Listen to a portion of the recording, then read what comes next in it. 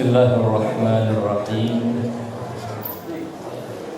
Assalamualaikum warahmatullahi wabarakatuh.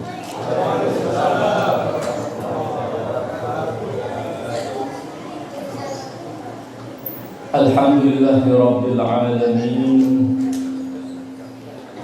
Wa bihi nasta'in wa sallallahu ala khairi khalqihi ajma'in. Muhammadin wa alihi at-tayyibin at-tahirin. Allahumma salli ala Muhammadin wa ali Muhammad. Pertama-tama izinkan saya menyampaikan ucapan selamat atas kelahiran Imam Amirul Mukminin Ali bin Abi Thalib alaihi salam yang kita sedang peringati hari kelahirannya di tempat yang mulia ini. Kelahiran Ali bin Abi Thalib alaihi salam adalah sebuah peristiwa yang layak untuk dikenang dan sudah sepatutnya selalu diingat dan dianalisa serta direnungkan berbagai sisi dari peristiwa yang lebih mirip dengan mukjizat dan karamah ketimbang sekedar kelahiran biasa seperti yang dialami oleh manusia-manusia lain. Mengenang hari kelahiran Ali bin Abi Thalib alaihi salam memiliki banyak makna. Berbicara tentang kelahiran Ali bin Abi Thalib alaihi salam tidak mungkin dipisahkan dari membicarakan bunda suci beliau Fatimah bintu Asad ibn Hashim, seorang wanita suci, wanita mulia yang sudah seharusnya kita juga meluangkan waktu perhatian kita untuk mengenal lebih dalam pribadi dan sosok agung Fatimah bintu Asad tersebut. Saya ingin mengawali dengan membacakan riwayat peristiwa kelahiran Al-Imam Amirul Mukminin sebagaimana diriwayatkan dalam kitab Bisyaratul Mustafa li Syi'atil Murtada, sebuah kitab yang berbicara tentang riwayat-riwayat sabda Nabi, sabda para imam suci Ahlul Bait terkait dengan keutamaan Ahlul Bait dan keutamaan Syiah Ahlul Bait. Tentu riwayat yang ingin saya bacakan tidak hanya ada dalam kitab tersebut, ada di beberapa kitab yang lainnya. Dan sebagai sebuah catatan kecil yang perlu saya sampaikan bahwa peristiwa kelahiran Ali bin Abi Thalib secara global telah disepakati oleh kaum muslimin bahwa beliau adalah satu-satunya manusia yang dilahirkan di dalam Ka'bah dan tidak ada sebelum beliau seorang pun yang dilahirkan di dalam Ka'bah, dan setelah beliau tidak ada juga orang yang dilahirkan di dalam Ka'bah. Riwayat yang dikutip dari seorang teman Al-Abbas, paman Rasul, yang menjadi saksi langsung peristiwa itu, yang bernama Yazid ibn Qa'nab. Yazid ibn Qa'nab bercerita demikian. Pada suatu hari aku duduk bersama Al-Abbas ibn Abdul Muttalib dan sekelompok orang dari suku Bani Abdul Uzza di sekitar Ka'bah.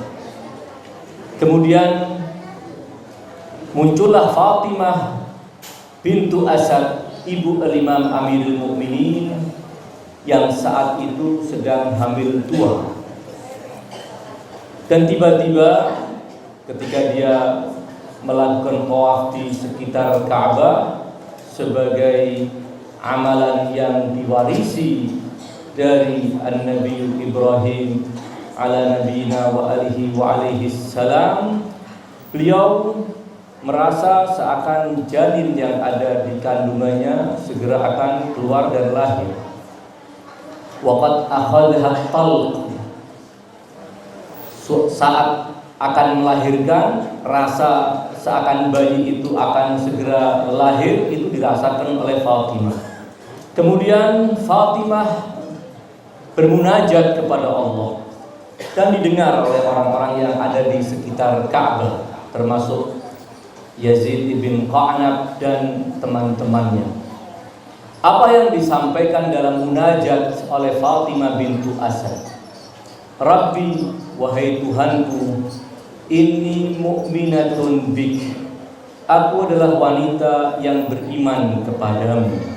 Wa mimma jaa min 'indika min nabiyyin wa kutub, dan aku percaya dengan apa-apa yang datang dari sisimu, min rusulin wa kutub, dari para rasul yang engkau utus dan kitab-kitab suci yang engkau turunkan.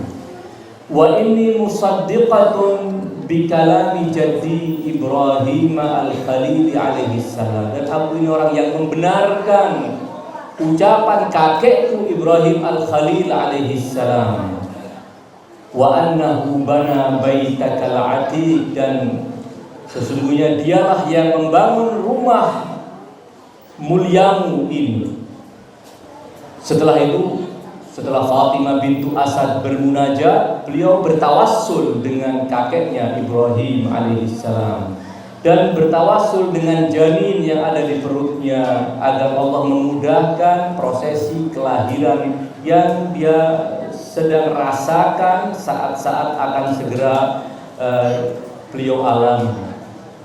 Fa bihaqqilladzi bana hadzal bait, ya Allah, dengan hak dan kedudukan istimewa orang yang membangun rumahmu ini, wa bihaqqil mauludil ladzi fi batni, dan dengan hak janin yang ada di perutku ini, lamma yassarta alayya wiladati, aku memohon agar lama yassarta alayya wiladati, engkau mudahkan proses kelahiran bayiku ini. Maka kata Yazid ibn Qa'nab yang menyaksikan peristiwa di saat Fatimah tawaf, dan dalam beberapa tawafan dia merasakan bayi akan segera lahir, dia bermunajat kepada Allah dan bertawassul agar Allah memudahkan. Kemudian kata Yazid ibn Qa'nab, fara'ainal baita wa qadin fataha an dhahr, kami semua menyaksikan dinding Ka'bah terbelah. Kemudian wadakhalat Fatimatu wa ghabat an absari, Fatimah masuk dan hilang dari pandangan kita, tertutup kembali tembok yang tadinya merekap tersebut. Waltazaqal ha'id, dan temboknya merapat kembali. Faruna an yanfatihalana quflul bab, kita kemudian mencari kunci di juru kunci Ka'bah.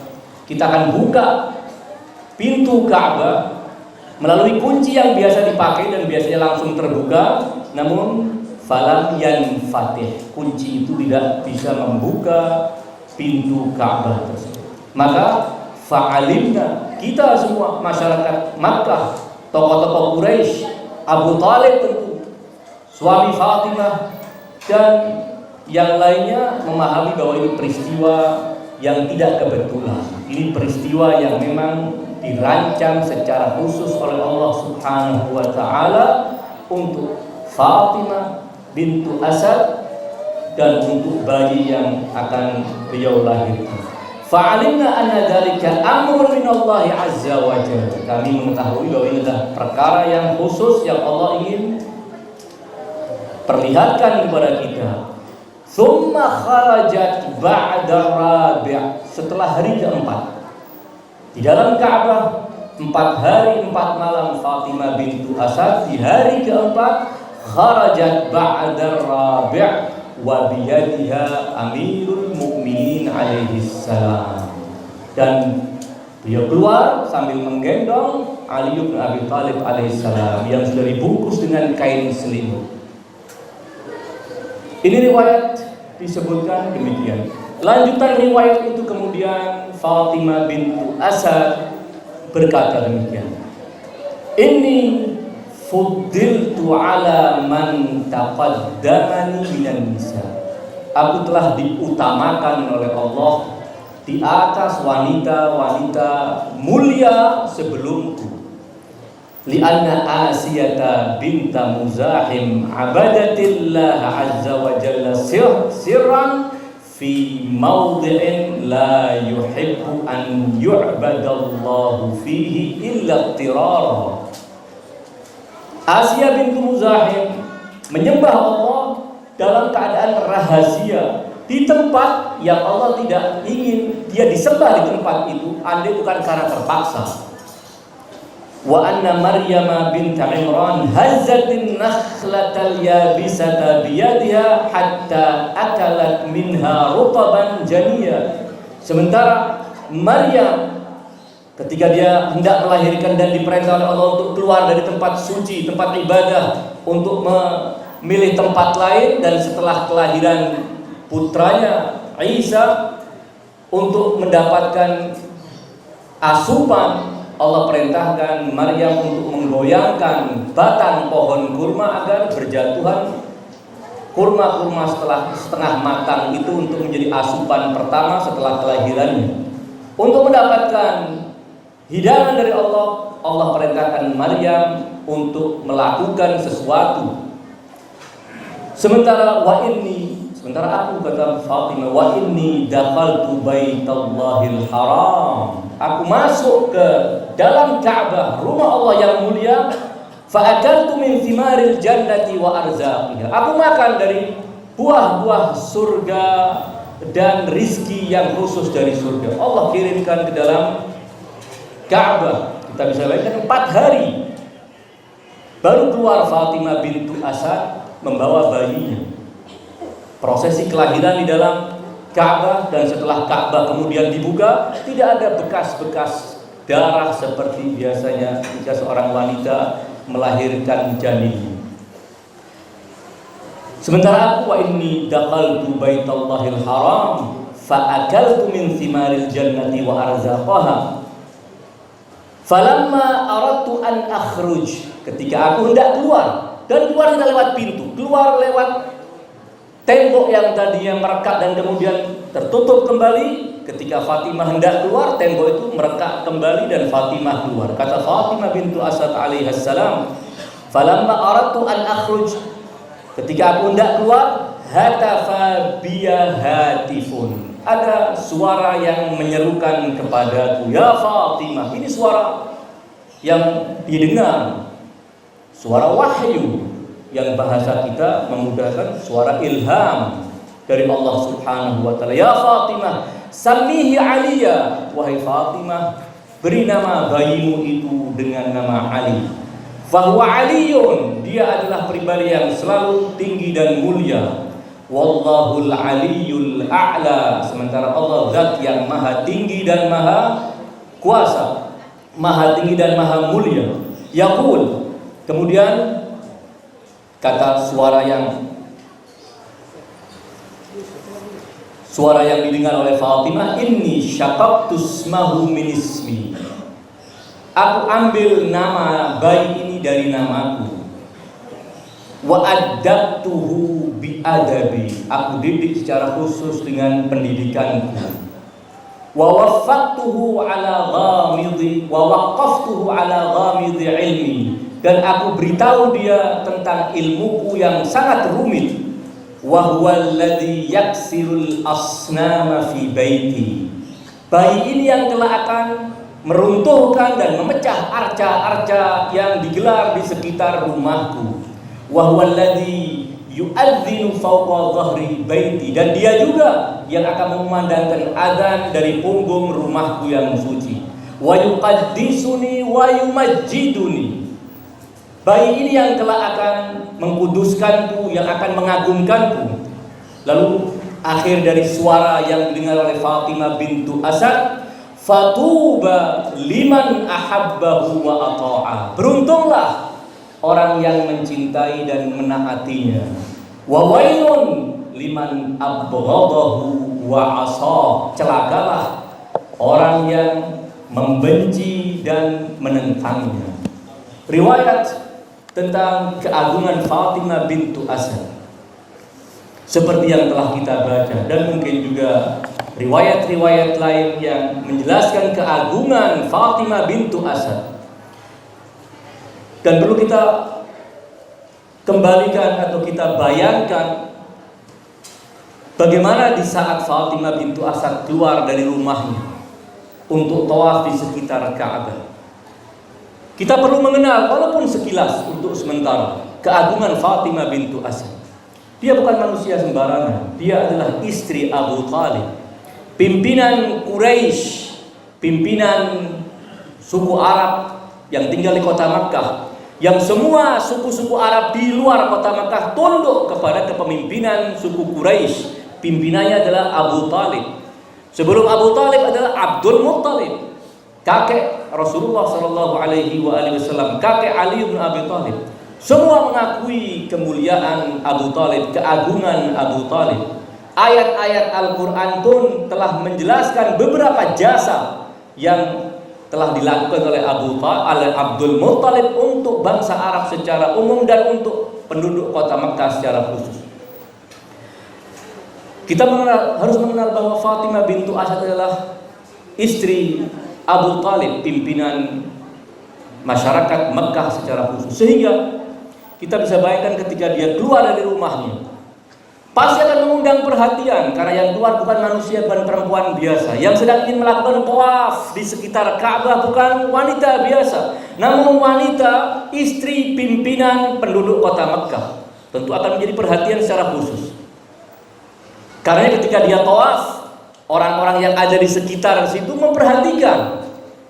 Sebelum dinding Ka'bah itu merekah, kehadiran Fatimah bintu Asad di sekitar Ka'bah sudah menarik perhatian orang-orang yang sedang duduk di sekitar Ka'bah. Karena didengar oleh mereka apa yang dimunajatkan oleh Fatimah bintu Asad. Mereka dengar yang demikian. Kenapa? Karena memang Fatimah adalah tidak sama dengan wanita-wanita lain. Fatimah bintu Asad bintu Hashim ketemu dengan nasab Abu Thalib pada Hashim. Abu Thalib ibn Abdul Muttalib ibn Hashim.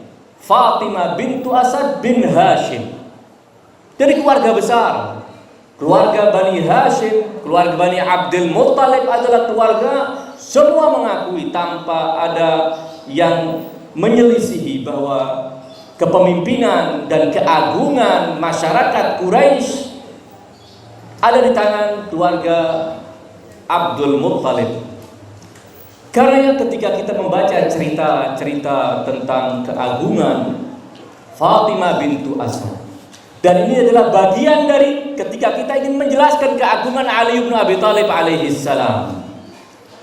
Ketika kita ingin berbicara tentang Ali bin Abi Thalib, kita akan berbicara dari berbagai macam sisi. Semua sisi yang akan mengarah kepada Ali bin Abi Thalib adalah agung dan layak untuk menjadi perhatian kita. Berbicara tentang Ali bin Abi Thalib tidak mungkin bisa dipisahkan dari berbicara tentang ayah beliau Abu Thalib. Tidak mungkin dipisahkan dari ibu beliau Fatimah bintu Asad. Ali bin Abi Thalib adalah manusia agung dan manusia teragung setelah Rasulullah Shallallahu Alaihi Wasallam, yang terlahir dari dua manusia suci, dua manusia yang sangat istimewa. Abu Thalib ayahnya dan Fatimah bintu Asad adalah ibunya. Kita mungkin patut menyesali, dan ini juga menjadi perhatian kita untuk di kemudian hari, bahwa betapa kita sering melupakan Fatimah bintu Asad. Paling ketika disebutkan nama beliau kita mengucapkan alaihassalam. Namun sejauh mana kita serius untuk mengenali beliau, sejauh mana kita berusaha mengenali sejarah beliau, keagungan beliau. Fatimah bintu Asad yang kata Rasulullah Shallallahu Alaihi Wasallam, ummi ba'da ummi. Ini adalah ibuku setelah ibu kandungku. Perhatiannya kepada Rasulullah Shallallahu Alaihi Wasallam, pembelaannya kepada Rasulullah Shallallahu Alaihi Wasallam, kecintaannya yang tanpa batas, melebihi kecintaannya kepada anak-anaknya dan bahkan kepada dirinya sendiri kepada Rasulullah Shallallahu Alaihi Wasallam sejak Rasulullah masih kanak-kanak. Ketika Rasulullah dipungut setelah wafat Abdul Muttalib, dipungut oleh Abu Talib sesuai wasiat Abdul Muttalib agar Rasulullah dipelihara oleh Abu Talib. Di antara pesan Abu Talib saat itu kepada Fatimah bintu Asad istrinya, aku pesankan kepadamu agar engkau mencintai keponakanku, anak saudaraku ini, melebihi kecintaanmu kepada dua anakku, Aqil dan Ja'far. Jangan kau samakan, apalagi engkau unggulkan anak kandungku di atas Muhammad. Cintai dia melebihi kecintaanmu kepada keduanya. Apa kata Fatimah bintu Asad sambil tersenyum? Wahai suamiku, tidak perlu engkau harus berpesan seperti itu, karena Muhammad di hatiku lebih aku cintai melebihi dua anak kandungku dan melebihi diriku sendiri. Itulah Muhammad di hati Fatimah bintu Asad. Rasulullah Shallallahu Alaihi Wasallam tidak pernah memperlakukan seorang wanita dari kerabat beliau maupun dari wanita-wanita lain seperti perlakuan beliau kepada Fatimah bintu Asad. Di saat Fatimah bintu Asad wafat, apa yang dilakukan oleh Rasulullah Shallallahu Alaihi Wasallam? Beliau memerintahkan agar liang lahat segera digali, dan setelah selesai beliau turun dan beliau tidur sejenak di lahat galian kuburan Fatimah bintu Asad. Duduk, kemudian baru dipersilahkan jasad suci Fatimah bintu Asad dikebumikan dengan diselimuti kafan selimut beliau Shallallahu Alaihi Wasallam, diberikan secara khusus untuk Fatimah bintu Asad. Al-Ayah, inilah Fatimah bintu Asad yang kita baca riwayatnya yang mengatakan bagaimana beliau seorang yang beriman kepada Ibrahim, beriman tentunya kepada Allah, keesaan Allah, beriman kepada kerasulan kakek beliau, beriman dengan maqam agung pendiri atau pembangun Ka'bah Ibrahim alaihissalam, mengakui keagungan bayi yang dikandungnya. Padahal belum tahu bayi ini akan lahir laki atau perempuan, dia tidak tahu. Tapi dia sudah paham bahwa ini adalah bayi istimewa. Dari mana kalau dia bukan mendapatkan ilham dari Allah Subhanahu wa Ta'ala? Secara ringkas bahwa kelahiran Ali bin Abi Thalib di dalam Ka'bah bukan peristiwa kebetulan, tidak. Rumah Fatimah dari sekitar Ka'bah tidak jauh, hanya beberapa puluh meter. Bukan rumah seperti kita kalau mau umroh harus naik pesawat 9 jam baru sampai. Ini cuma rumahnya di dekat Ka'bah. Andai dia merasakan saat-saat ingin melahirkan, dia pulang ke rumahnya, dia tidak sampai, mungkin akan melahirkan tengah jalan. Masih punya waktu untuk pulang ke rumah dan kemudian melahirkan di rumah seperti layaknya wanita-wanita lain untuk melahirkan bayinya di rumah. Namun apa yang dia lakukan? Ketika menyaksikan tembok itu merekap, lalu dia melangkahkan kaki untuk masuk ke dalam Ka'bah. Siapa yang mengilhamkan kepada Fatimah untuk masuk ke dalam Ka'bah? Semua dalam tanda kutip skenario Allah Subhanahu wa Ta'ala. Ini semua adalah yang disengaja. Allah ingin pertunjukkan kepada dunia keagungan Ali bin Abi Thalib alaihi salam dan keagungan Ali bin Abi Thalib dan kaitannya dengan Ka'bah. Ali tidak bisa dipisahkan dengan Ka'bah. Saat itu Ka'bah belum menjadi kiblat kita kaum muslimin, bahkan Rasulullah belum diutus saat itu. Namun Ka'bah yang menjadi tempat kelahiran Ali bin Abi Thalib itu kelak akan Allah tentukan sebagai kiblat kaum muslimin. Dimanapun kita berada, ketika kita ingin sholat, kita harus menghadap kepada Ka'bah, harus menghadap kepada tempat di mana Ali dilahirkan di situ. Kita harus sholat dan menghadap Ka'bah, itu artinya kita harus mengingat Ali bin Abi Thalib alaihi salam. Ali bin Abi Thalib dilahirkan di Ka'bah. Fatimah bintu Asad dengan munajatnya yang sangat luar biasa mencerminkan keimanan. Jadi jangan ada bayangan kita bahwa sebelum Rasulullah diutus oleh Allah semua masyarakat Arab adalah musyrikun. Tidak ada satupun yang mengesahkan Allah dan masih berpegang teguh dengan agama samawi yang diajarkan oleh Ibrahim alaihissalam. Tidak.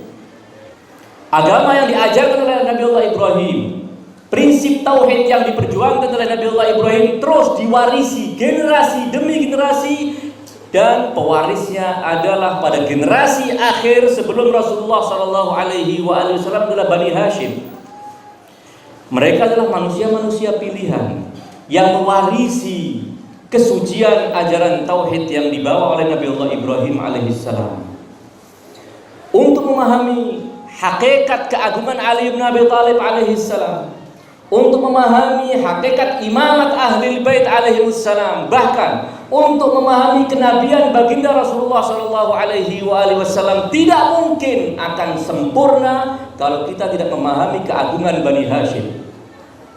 Kita tidak memahami keagungan Bani Hashim, itu artinya kita akan putus dalam upaya pemahaman kita bahwa Rasulullah Shallallahu Alaihi Wasallam adalah pewaris Ibrahim alaihissalam.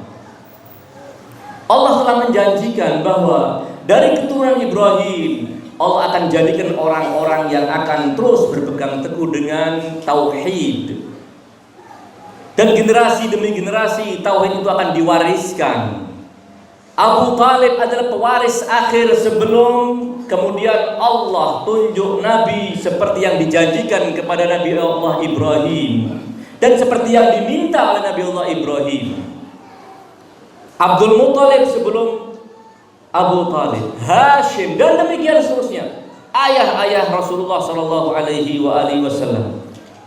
Kita dalam keyakinan kita tidak berbicara keyakinan kelompok lain, walaupun banyak di antara kelompok lain yang sama dengan keyakinan kita Syiah Imamiyah.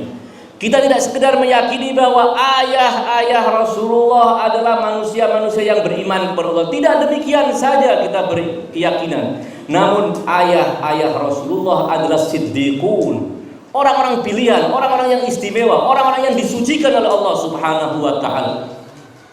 Tidak sekedar mukmin, namun adalah orang-orang yang istimewa. Di manakah kita menemukan klaim semacam demikian? Jangan-jangan ini sekedar klaim mengagung-agungkan Bani Hashim yang ingin ditawarkan oleh Syiah atau oleh sekelompok kaum muslimin yang lain. Tidak. Ayat-ayat Al-Quran telah dengan jelas menyebutkan bahwa garis keturunan Rasulullah hingga Ibrahim adalah manusia-manusia suci. Lebih dari itu, bukan cuma manusia suci, Nabiullah Ibrahim berharap dan memohon kepada Allah agar dikaruniai makom seperti makom ayah-ayah Rasulullah Shallallahu Alaihi Wasallam.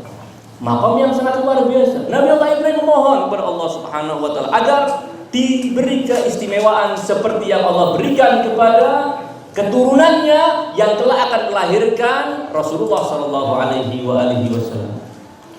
Jadi berbicara tentang imamah, berbicara tentang kenabian tanpa memahami keagungan Bani Hashim tidak mungkin akan sempurna pemahaman kita tentang kenabian, pemahaman kita tentang imamah, keagungan Ahlul Bait tidak mungkin bisa kita pahami dengan sempurna kecuali kalau kita juga kaitkan dengan keagungan Bani Hashim.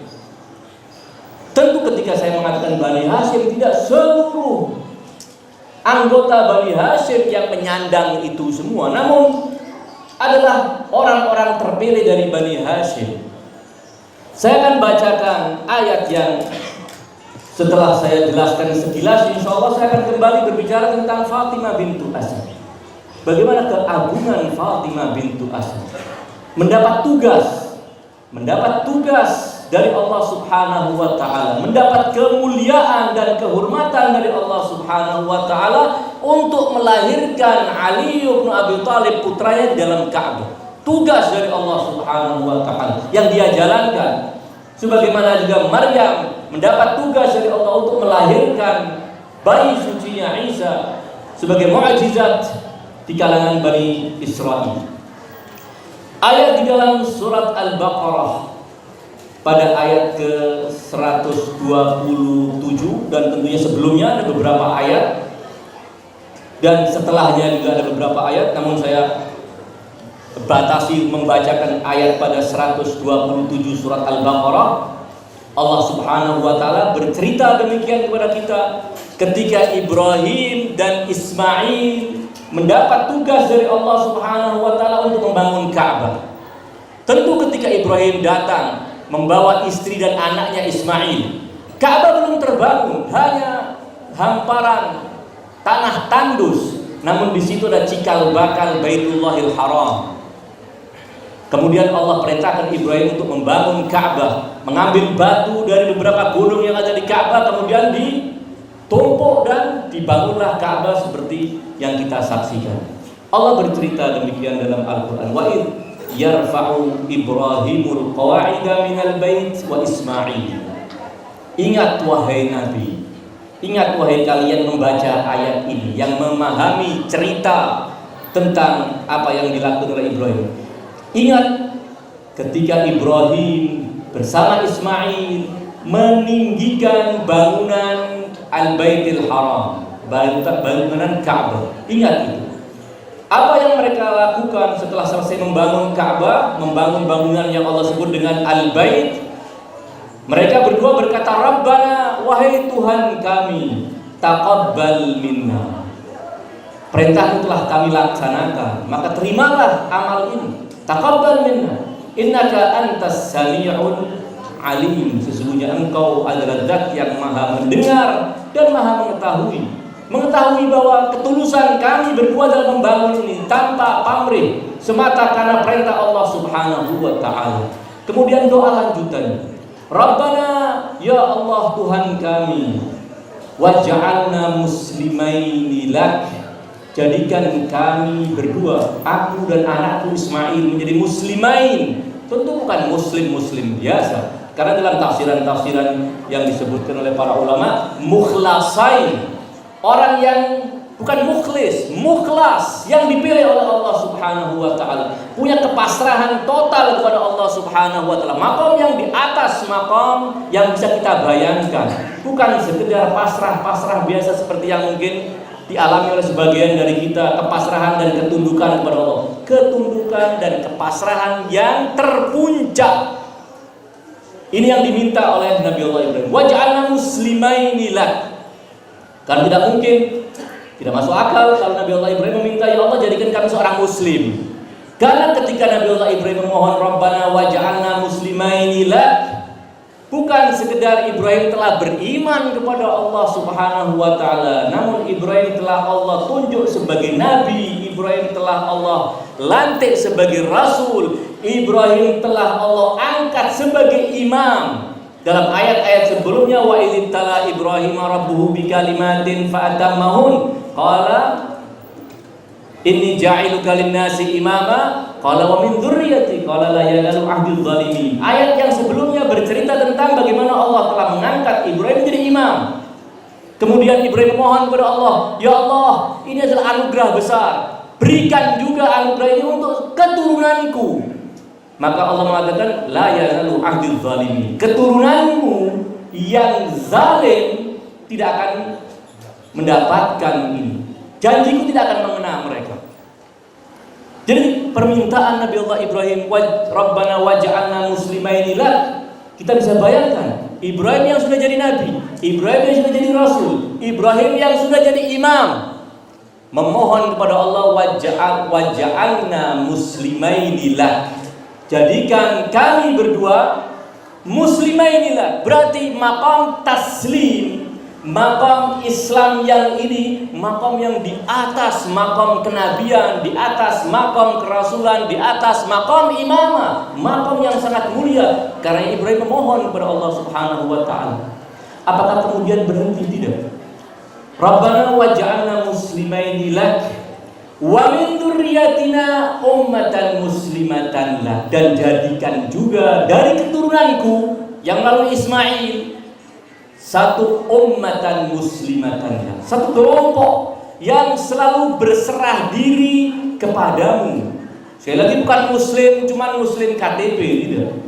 Muslim yang sekedar dengan mengatakan asyhadu an la ilaha illallah wa anna muhammadar rasulullah, atau saya bersaksi bahwa tiada Tuhan selain Allah dan fulan adalah nabi Allah, tidak. Wa illa, apa kaitannya dengan kedudukan itu dimohon oleh Nabi Allah Ibrahim yang telah meraih 3 maqam agung sebelumnya? Berarti Nabi Allah Ibrahim memohonkan kepada Allah, wa min dzurriyyatina ummatan muslimatan lak, dan jadikan juga dari keturunanku melalui Ismail satu umat, satu kelompok yang muslimatan lak. Dan doa Nabi Allah Ibrahim dikabulkan oleh Allah Subhanahu wa taala, sehingga Nabi Allah Ibrahim punya keturunan melalui jalur Ismail. Betapapun ada mungkin di antara mereka yang menyimpang dan kemudian kufur kepada Allah, ada di antara mereka yang kemudian musyrik kepada Allah, tidak jadi masalah. Namun pasti akan ada yang menjaga kemurnian tauhid turun temurun dari Ibrahim hingga akhir zaman nanti, bukan cuma di zaman Rasulullah Shallallahu Alaihi Wasallam, hingga hari kiamat. Karena Allah mengatakan wa ja'alaha kalimatan baqiyatan fi aqibih, dan Allah jadikan konsep tauhid yang murni, penyandang tauhid yang sejati akan selalu ada pada keturunan Ibrahim. Wa ja'alha kalimatan baqiyah, sebuah kalimat yang abadi ada pada keturunan Ibrahim alaihissalam. Sekilas kita apabila memahami ayat semacam demikian, kita akan mengambil kesimpulan apa? Bahwa akan selalu ada dari keturunan Ibrahim alaihissalam yang sengaja menetap di Makkah. Sekali lagi kalau kita kembali ke belakang, apa yang mendorong Nabi Allah Ibrahim dari Babylon untuk hijrah membawa istrinya yang baru punya anak bayi untuk tinggal di wadin ghairi dzi zar'in 'inda baitikal muharram? Apa tujuannya? Menempatkan keluarganya di tempat yang sangat mengerikan, tandus, tidak layak untuk menjadi tempat hunian. Namun Allah perintahkan Nabi Allah Ibrahim agar meletakkan istri dan anaknya di sana. Untuk apa? Untuk menjadi cikal bakal bahwa dari Ibrahim melalui Ismail akan lahir manusia termulia yang akan menjadi janji Allah rahmatan lil alamin. Akan lahir dari Ibrahim melalui Ismail manusia yang akan menumpas kemusyrikan. Ali bin Abi Thalib alaihissalam. Ada kesengajaan. Kalau kita baca sejarah keturunan Ismail, banyak sekali cabang-cabang keturunan Nabi Allah Ismail. Karena tidak mampu ditampung oleh lembah Mekah yang sangat sempit dan kecil itu, kemudian sebagian dari mereka hijrah ke daerah-daerah lain. Namun ada yang tetap konsisten tidak mau beranjak dan tidak mau pindah dari kota Mekah. Semua pindah kecuali Quraisy, tidak mau pindah dengan keluarganya. Sehingga kemudian dari Quraisy dan keluarganya beranak pinak, muncullah suku-suku yang lain dari anak cabang Quraisy. Ada israr kalau dalam bahasa Arab, ada keseriusan untuk tetap tinggal di Makkah. Untuk tetap tinggal di Makkah karena nanti akan ada nabi pewaris Ka'bah, pewaris Ibrahim, pemilik Ka'bah akan lahir di tempat itu. Rasulullah Shallallahu Alaihi Wasallam yang dijanjikan, karena dalam ayat lanjutannya, Rabbana wab'ats fihim rasulan minhum yatlu alaihim ayatik wa yu'allimuhumul kitaba wal hikmah wa yuzakkihim. Ya Allah, wab'ats fihim, utus di tengah-tengah mereka. Mereka siapa maksudnya? Di tengah-tengah manusia? Tidak. Di tengah-tengah keturunan Ibrahim. Wab'ats fihim, di tengah-tengah ummatan muslimatan lak tadi, utus dari mereka seorang rasul yang akan membacakan ayat-ayatmu, mengajarkan kepada mereka Alkitab dan Al-Hikmah dan menyucikan mereka. Dari ayat ini bisa kita tarik kesimpulan bahwa Rasulullah diutus oleh Allah dengan 2 misi. Ada misi khusus. Misi khusus itu untuk siapa? Untuk ummatan muslimatan, untuk Bani Hashim. Dan ada misi yang umum untuk seluruh umat, yang awalnya adalah bangsa Arab dan kemudian untuk seluruh umat manusia. Ada 2 tugas, ada 2 misi. Allah menyebutkan dalam ayat lain, Allah tidak menyebutkan seperti ini. Dalam ayat ini Allah mengatakan apa? Wa ba'ats fihim. Bukan dalam ayat lain fil ummiyin, huwallazi ba'atsa fil ummiyina rasulan. Ummiyun orang Arab, baik dia Bani Hashim, suku Quraisy maupun non Quraisy, selain Quraisy. Namun pada ayat ini tidak. Wa ba'ats fihim, utus di tengah-tengah mereka, khusus keturunan Ibrahim yang ummatan muslimatan. Perlu penelitian lebih lanjut supaya kita bisa memahami lebih dalam. Yang ingin saya simpulkan bahwa ada manusia-manusia istimewa, manusia-manusia yang diistimewakan oleh Allah, punya kedudukan yang sangat tinggi, sehingga tidak mungkin kita kemudian bisa memahami maqam Fatimah bintu Asad kalau kita tidak mampu memahami ayat-ayat semacam demikian. Kita akan mengatakan bagaimana? Bukankah masyarakat Arab saat itu musyrik? Kok ini ada cerita begini? Jangan-jangan ceritanya palsu untuk mengagungkan Ali bin Abi Thalib. Itu karena kalian tidak memahami bahwa di antara keturunan Ibrahim ada kelompok, yaitu kelompok Bani Hashim yang diwarisi garis keluarga Rasulullah SAW ke atas adalah orang-orang yang konsisten berpegang dengan tauhid, konsisten berpegang dengan ajaran yang diwariskan oleh Ibrahim dan Ismail. Abdul Muthalib disebutkan tidak beragama dengan agama Kristen, tidak. Padahal Isa adalah utusan Allah Subhanahu wa taala. Sementara sepakat Abdul Muthalib seorang yang muwahhid, pengesa Allah dan menjalankan agama. Lalu agama siapa dan agama apa yang diikuti oleh Abdul Muthalib? Agama apa? Tentu bukan agama Kristen, bukan agama Yahudi. Agama yang diajarkan oleh atau dilaksanakan dan dianut oleh Abdul Muthalib dan keluarga besar Bani Hashim adalah yang mereka warisi dari Nabiullah Ibrahim alaihissalam.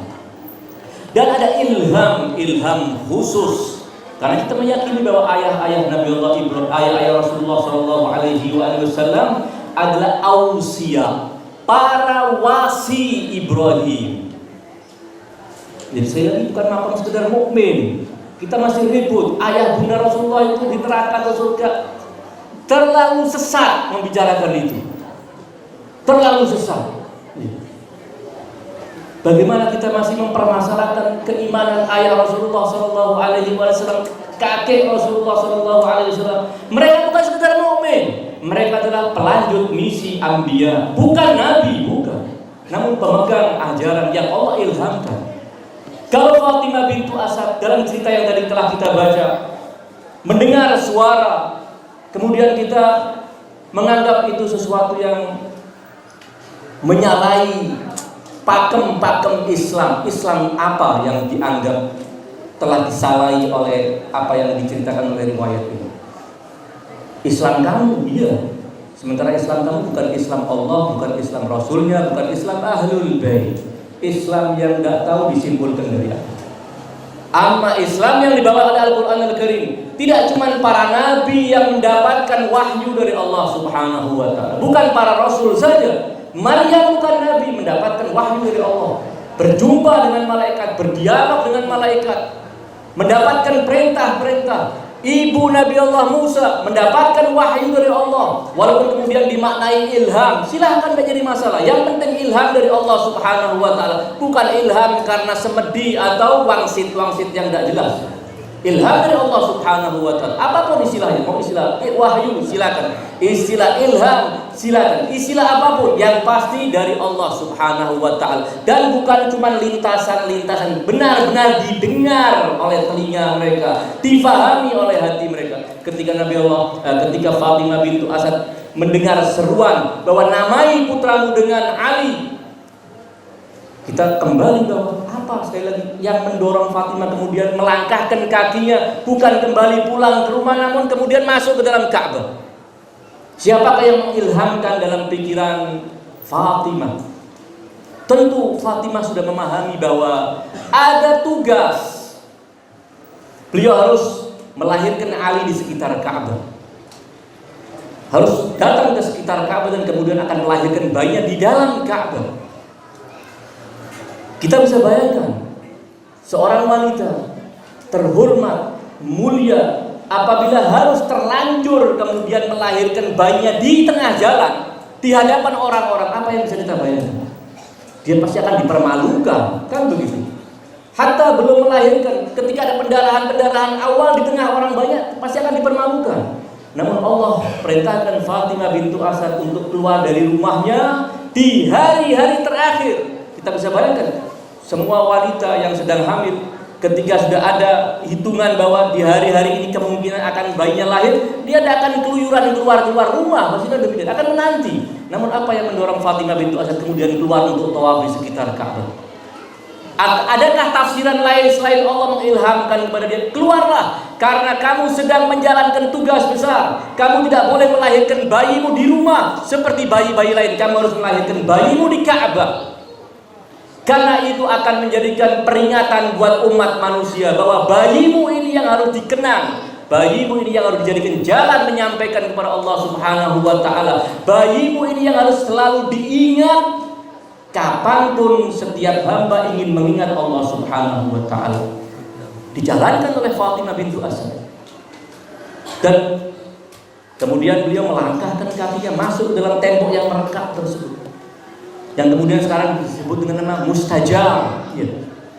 Tempat mustajab, kita memohon perlindungan dan ampunan dari Allah Subhanahu wa Ta'ala di sudut tersebut. Alaiha Fatimah bintu Asad kemudian masuk dalam Ka'bah dan melahirkan putranya, dan itu di hadapan mereka. Dan apabila setelah menyaksikan yang demikian mereka tetap tidak mampu memahami keagungan Ali bin Abi Thalib, berarti super dungu mereka. Dunia ini benar-benar sudah sangat dungu untuk bisa memahami barang yang jelas segamblang ini. Kenapa? Kalian tidak mungkin menghadap Allah Subhanahu wa Ta'ala dengan berkiblatkan Ka'bah kalau kamu lupa Ali bin Abi Thalib. Kamu harus ingat dan harus menyebut Ali bin Abi Thalib kapanpun kamu ingin menghadapku.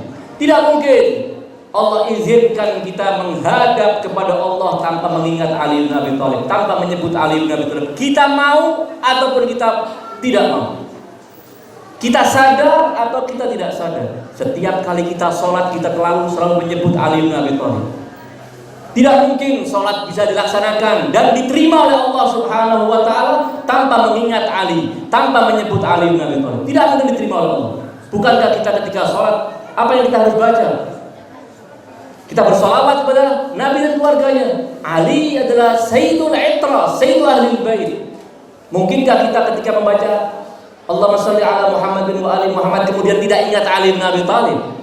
Kalau sampai kita tidak ingat kepada Ali bin Abi Thalib, yakinlah, ketahuilah bahwa Allah telah memaksa kalian untuk ingat kepada Ali bin Abi Thalib. Kalian mau atau tidak mau, kalian setuju atau kalian menentang, tetap Allah wajibkan kita sholat mengenang dan mengingat Ali bin Abi Thalib alaihissalam. Kalau sholatnya mau diterima oleh Allah Subhanahu wa Ta'ala, kalau sholatnya sekehendak kita, silakan.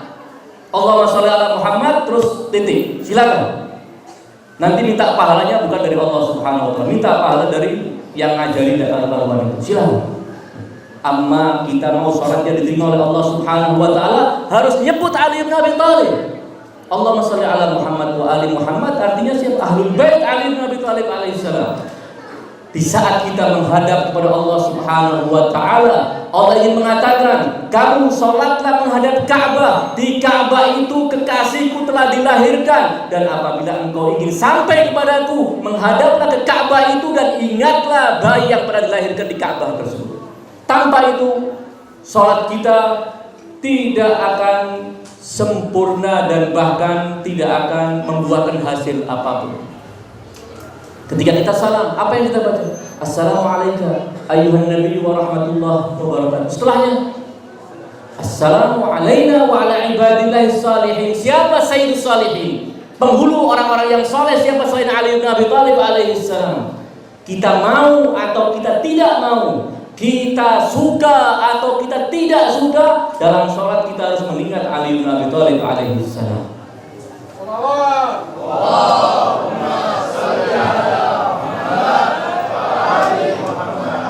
Kembali kepada Fatimah bintu Asad, wanita yang sangat mulia, wanita yang sangat agung, wanita yang kemuliaannya telah kita baca sebagai dalam riwayat yang telah saya bacakan tadi, bagaimana Fatimah bintu Asad punya kesadaran, punya keimanan kepada Allah, keimanan kepada putranya dan keagungan putranya, sebagaimana dia percaya dengan kemuliaan dan keagungan Ibrahim kakeknya. Sekali lagi, Fatimah bintu Asad tidak boleh disejajarkan dan disamakan dengan wanita-wanita lain dari kalangan para sahabat-sahabat wanita yang mulia. Fatimah bintu Asad adalah manusia mulia yang keistimewaannya sangat luar biasa, karena Allah pilih dia untuk menjadi ibu dari Sayyidul Wasiyin wa Amirul Mukminin. Allah pilih secara khusus. Apa yang kita baca dalam doa-doa ziarah yang diajarkan oleh para imam suci kita, sekali lagi kita tidak akan berbicara tentang milik orang lain, tidak. Biarkan mereka dengan miliknya. Biarkan mereka menikmati apa yang menjadi keyakinannya. Kita tidak akan usik-usik keyakinan orang, tidak. Namun apa yang kita baca dalam doa-doa ziarah itu, sekali lagi doa ziarah yang kita warisi dari para imam suci Ahlul Bait adalah lumbung akidah kita.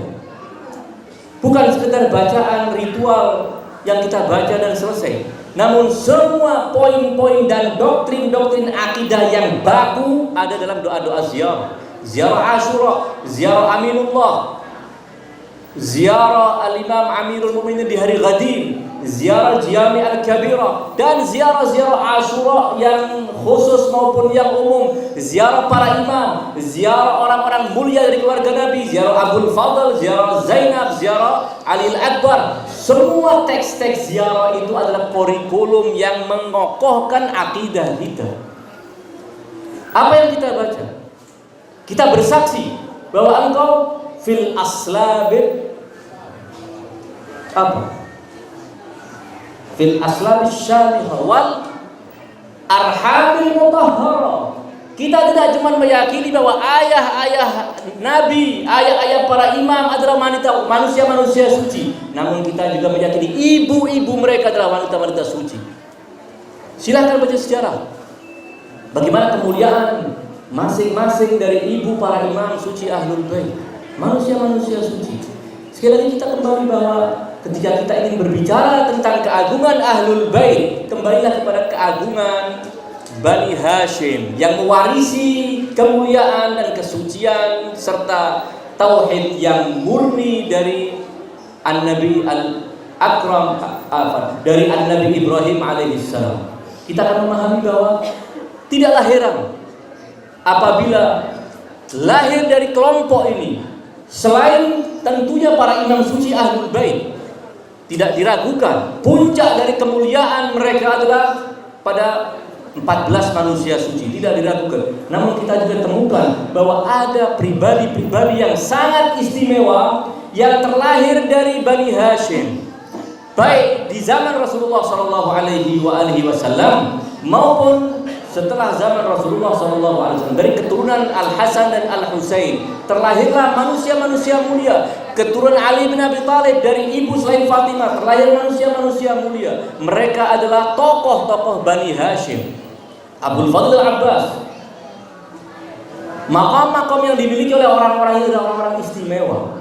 Saya mungkin pernah sampaikan dalam salah satu pertemuan rutinan di sini bahwa di malam sebelum peristiwa perang Uhud, Rasulullah SAW mengumpulkan paman beliau Hamzah, ada Ali bin Abi Thalib, ada Fatimah. Maka Rasulullah mengabarkan dalam cerita panjang, riwayatnya sangat panjang disebutkan dalam Kitabul Ihtijaj. Namun ingin saya penggal sebagian yang ingin saya sampaikan pada kesempatan kali ini terkait dengan Hamzah. Bagaimana Rasulullah SAW menyampaikan kepada Hamzah, wahai pamanku, engkau besok akan gugur syahid. Engkau akan gugur syahid. Dan aku akan talqinkan kepadamu. Ada talqin yang harus kamu imani. Nanti kalau malaikat datang menemuimu di alam kubur, ini pertanyaannya dan kamu harus bersaksi tentang ini semua. Kesaksian tentang Allah, kesaksian tentang kerasulan baginda Nabi, kesaksian tentang Imam Ali, kesaksian tentang Al-Hasan dan Al-Husain, kesaksian tentang bahwa kamu harus bersaksi bahwa putriku Fatimah Sayyidatun Nisa'il Alamin, harus bersaksi. Sekali lagi, jangan dianggap kita cuma berakhir di dunia ada ujian. Di barzakh akan ada ujian. Kalau kita gagal menjawab ujian itu di barzakh, dan kegagalan kita di barzakh akibat kegagalan kita di dunia. Kalau kita di dunia gagal memahami pertanyaan-pertanyaan itu, meyakini apa yang ditanyakan, di barzakh kita akan juga gagal. Di barzakh gagal artinya di akhirat pasti kita akan celaka waliyadzubillah. Apa di antara pertanyaannya? Kamu harus yakin bahwa putriku Fatimah Sayyidatun Nisa'il Alamin. Dan kemudian Rasulullah lanjutkan, dan kamu harus bersaksi wahai Hamzah, wahai pamanku, bahwa engkau adalah Sayyidus Syuhada. Rasulullah meminta kepada Hamzah, kamu akan bersaksi tentang dirimu sendiri, kamu adalah Sayyidus Syuhada. Hamzah Sayyidus Syuhada. Semua para sahabat mulia yang telah gugur syahid punya keistimewaan. Namun apabila dibandingkan dengan keistimewaan Hamzah, Hamzah jauh lebih mulia dari mereka. Bukan semata karena Hamzah adalah paman Rasulullah Shallallahu Alaihi Wasallam. Namun Hamzah adalah satu di antara pribadi agung yang disebut ummatan muslimatan lah, manusia yang mulia. Maqam Hamzah Sayyidus Syuhada, maqam Ja'far At-Tayyar, dua manusia agung dari keturunan Bani Hashim yang berjuang membela Rasulullah Shallallahu Alaihi Wasallam. Kita mengetahui di hari kiamat dalam riwayat-riwayat yang ada di kalangan kaum muslimin, di hari kiamat ketika Allah mengumpulkan semua manusia dari awal hingga akhir, Allah memanggil satu persatu anbiya. Wahai Nuh, wahai fulan, dipanggil satu-satu. Apakah engkau telah menjalankan tugasmu sebagai rasul, menjalankan kerasulanmu? Maka Nuh mengatakan, benar wahai Allah, aku telah jalankan apa yang engkau tugaskan atasku. Apa kata Allah? Siapa saksi yang bersaksi bahwa kamu telah menjalankan tugas? Kata Nuh, yang bersaksi adalah Muhammad, Nabi termulia yang engkau utus di akhir zaman. Datang dan minta kesaksian. Minta apa kalau bahasa sekarang? Minta legalisir. Iya, minta dilegalisir oleh Rasulullah kesaksian Nuh, agar kesaksian Nuh diterima oleh Allah Subhanahu wa taala. Datanglah Nuh kepada Rasulullah sallallahu alaihi wasallam di padang mahsyar. Jangan digambarkan padang mahsyar tempat kacau, ya tidak ya. Yang kacau-kacau, yang rapi-rapi, ya. Ahlul Bait di tempat yang rapi. Rasulullah bersama orang-orang mulia di tempat yang rapi. Nuh datang menghadap Rasulullah sallallahu alaihi wasallam, kemudian melaporkan bahwa Allah telah perintahkan aku, meminta agar engkau menjadi saksi bahwa aku telah menjalankan tugas Allah. Apa kata Rasulullah? Datanglah kepada Ja'far dan Hamzah. Qul ya Ja'far, qul ya Hamzah, beri kesaksian kepada Nuh bahwa Nuh telah menjalankan tugas. Rapot Nuh ditentukan oleh kesaksian Hamzah dan kesaksian Ja'far At-Tayyar. Maqam apa yang kita bisa bayangkan? Keagungan maqam Hamzah dan keagungan maqam Ja'far At-Tayyar. Sekali lagi, kita juga masih punya hutang, punya PR banyak. Belum secara maksimal mengenal keagungan Hamzah, keagungan Ja'far At-Tayyar, keagungan Fatimah bintu Asad, keagungan ibu Rasulullah sallallahu alaihi wasallam, keagungan ayah Rasulullah sallallahu alaihi wasallam, keagungan kakek beliau. Ini semua PR buat kita. Memahami keagungan-keagungan mereka akan memudahkan kita untuk mencerna keagungan dan kemuliaan Ahlul Bait. Sekali lagi itu yang ingin saya sampaikan. Kembali bahwa Fatimah bintu Asad adalah manusia mulia yang kita harus meluangkan waktu kita untuk meneliti lebih lanjut, membaca lebih serius tentang beliau, dan ini yang mestinya juga harus menjadi perhatian kita, di samping yang utama adalah mengkaji dan terus mengkaji keagungan Ahlul Bait, para imam suci, Nabi dan Az-Zahra. 14 manusia suci adalah puncak dari manusia-manusia yang dipilih oleh Allah Subhanahu wa taala. Ring 2 mereka adalah Bani Hashim, orang-orang pilihan. Kita mengenal Abul Fadl Abbas, harus tahu tentang sejarah beliau, bagaimana keagungan beliau, tentang Aliul Akbar, tentang Zainab, tentang Ruqayyah, tentang wanita-wanita dari keluarga Nabi yang semuanya adalah contoh-contoh dari ummatan muslimatan lak yang mewarisi, dan puncaknya yang mewarisi ummatan muslimatan lak adalah sahibul asri waz zaman. Itu yang akan meratakan keadilan, menjalankan semua, mewujudkan semua cita-cita para nabi dan para rasul. Sekali lagi, dalam rangka kita mengenang hari kelahiran Ali bin Abi Thalib alaihissalam, tentu selain fokus kita berbicara tentang Ali bin Abi Thalib, hendaknya kita juga mengarahkan perhatian kita tentang keagungan Bunda Ali bin Abi Thalib alaihissalam, ayah beliau Abu Thalib. Lalu kita juga berikan porsi untuk memahami keagungan dan kemuliaan mereka. Mudah-mudahan dalam kesempatan ini Allah Subhanahu wa Ta'ala memberikan rahmatnya kepada kita, rahmat yang dengannya kita akan memperoleh syafaat Rasulullah Sallallahu Alaihi Wasallam, syafaat Ali bin Abi Thalib, syafaat para imam suci Ahlul Bait. Ala hadhihi niyyah wa kulli niyyatin salihah. Al-Fatihah. Tasbihuhas salat ala Muhammad wa ali Muhammad.